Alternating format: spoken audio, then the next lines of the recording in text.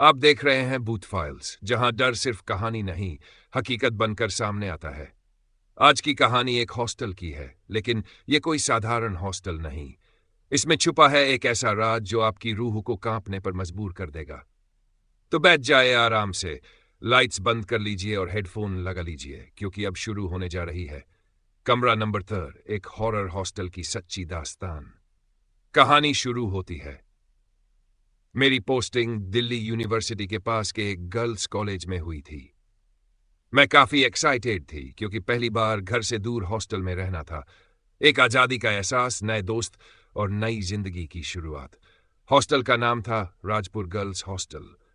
बाहर से बेहद सुंदर, लेकिन अंदर से उतना ही पुराना और रहस्यमय। पहले ही दिन जब हॉस्टल पहुंची तो देखा कि एक कोना हमेशा बंद रहता है। उसमें एक कमरा था, कमरा नंबर 3। जब मैंने वार्डन मैम से पूछा, मैम ये कमरा बंद क्यों रहता है, तो उन्होंने बस एक ही जवाब दिया, पुराना है, रिपेयर होना है। लेकिन ये बात मुझे हजम नहीं हुई। हॉस्टल की लड़कियों में इसकी चर्चा आम थी। कहा जाता था कि कमरा नंबर 3 में एक आत्मा रहती है। कुछ लड़कियां डरती थी, कुछ मजाक उड़ाती थी, लेकिन एक बात पक्की थी, उस कमरे के पास कोई नहीं जाता था। हॉस्टल की पहली रात रूममेट, एक दोस्ताना लड़की थी। उसी ने पहली बार विस्तार से बताया कि अनामिका नाम की एक लड़की ने 4 साल पहले कमरा नंबर 300 में आत्महत्या कर ली थी। कहा जाता है कि आत्महत्या से एक रात पहले वो जोर जोर से चीख रही थी, लेकिन किसी ने मदद नहीं की। अगली सुबह उसकी लाश पंखे से लटकी मिली। उसके बाद से ही उस कमरे को बंद कर दिया गया। लेकिन कुछ लड़कियां बताती है कि उन्होंने उस कमरे से रात को किसी के चलने की आवाज, रोने की सिसकियां और खिड़कियों का खुद ब खुद खुलना बंद होना महसूस किया है। साक्षी ने एक बार बताया कि एक लड़की नीरा, जो बहुत बहादुर मानी जाती थी, उसने एक रात वहां जाकर वीडियो बनाने की ठानी थी।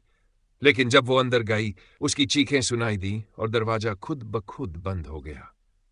जब दरवाजा टूटा और वो बाहर आई, उसका चेहरा बिल्कुल सफेद पड़ गया था और उसने दोबारा कभी उस कमरे की तरफ देखा तक नहीं। रातें जब डर सच्चाई बन गई। तीसरी रात की बात है।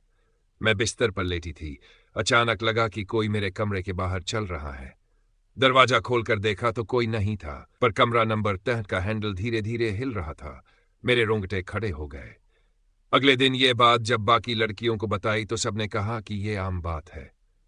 उस रात के बाद मेरे सपनों में भी वही कमरा आने लगा। एक सपना मुझे बार बार आता। मैं उस कमरे में जाती, वहां एक लड़की बैठी होती जो सिर्फ इतना कहती, मुझे इंसाफ चाहिए। उसकी आंखें लाल थी और चेहरा बिल्कुल भावहीन। अनामिका की सच्चाई का पता। मुझे अब यह सब एक रहस्य जैसा लगने लगा था। मैंने कॉलेज की लाइब्रेरी से पुराने रिकॉर्ड्स ढूंढने शुरू किए। वहां मुझे एक पुरानी फाइल मिली जिसमें अनामिका के केस का जिक्र था। उसमें लिखा था कि अनामिका ने खुदकुशी नहीं की थी, बल्कि उसके ऊपर तांत्रिक प्रयोग किए जा रहे थे। हॉस्टल की एक सीनियर, श्रद्धा, उस पर काली किताब से कंट्रोल करना चाहती थी। जब अनामिका ने मना किया तो उसने उसे मार डाला। बाद में केस को सुसाइड का नाम दे दिया गया। इस फाइल में कुछ अखबार की कटिंग्स और हॉस्टल की पुरानी तस्वीरें भी थी, जिसमें अनामिका की तस्वीर पर काले धागे लिपटे हुए थे। कमरा नंबर 3 में एक रात हमने तय किया कि इस रहस्य से पर्दा हटाना है। हम 4 लड़कियां, मैं, साक्षी, पूजा और रिया, रात को 9 बजे उस कमरे में गए। कमरा धूल से भरा था, लेकिन जैसे ही हमने अंदर कदम रखा, तापमान गिर गया। दीवारों पर अजीब आकृतियां बनी थी और एक आईना दीवार से चिपका हुआ था। जैसे ही पूजा ने उसमें देखा, वो चिल्लाने लगी, वो यहां है, वो मुझे देख रही है। अचानक लाइट बंद हो गई और कमरे में एक लड़की की धीमी हंसी गूंजने लगी, मुझे नहीं भूल सकते तुम लोग। दरवाजा खुद बंद हो गया और हम सब डर के मारे एक दूसरे से चिपक गए। रिया की नाक से खून बहने लगा और उसे ऐसा लगने लगा कि कोई उसके गले को दबा रहा है। किसी तरह हमने एक अगरबत्ती जलाई जो पूजा अपने साथ लाई थी और मंत्र पढ़े। कुछ ही देर में माहौल थोड़ा शांत हुआ और दरवाजा खुल गया। भूत भगाने की कोशिश। अगले दिन हमने वार्डन से सच्चाई बताई और हॉस्टल में एक पंडित बुलाया गया। उन्होंने पूरे हॉस्टल में हवन और पूजा करवाई। लेकिन जैसे ही पंडित कमरे में पहुंचे, उन्हें वहां कुछ नजर आया। उन्होंने कहा, यह आत्मा इतनी आसानी से नहीं जाएगी, इसका बदला अधूरा है। हमने पूछा, कौन सा बदला? उन्होंने कहा, जो सीनियर लड़की थी वो कभी पकड़ी नहीं गई। आत्मा तभी मुक्त होगी जब उसे इंसाफ मिलेगा। पंडित ने हमें कुछ रक्षा कवच दिए और कमरे को फिर से बंद करवा दिया, लेकिन हमें चेतावनी दी, कभी भूल से भी उस कमरे का दरवाजा मत खोलना। अनामिका को मिला न्याय। मैंने फिर से केस को खोलने के लिए एफआईआर की फोटोकॉपी ली और सोशल मीडिया पर सबूत शेयर की। 3 महीने बाद सीबीआई ने केस दोबारा खोला और श्रद्धा को गिरफ्तार किया गया। पता चला कि वो अब एक तांत्रिक बन चुकी थी और एक गांव में छिपी हुई थी। जब उसे पकड़ा गया तो उसने पहली बार कबूल किया, अनामिका ने मेरी बात नहीं मानी थी, उसे तो मरना ही था।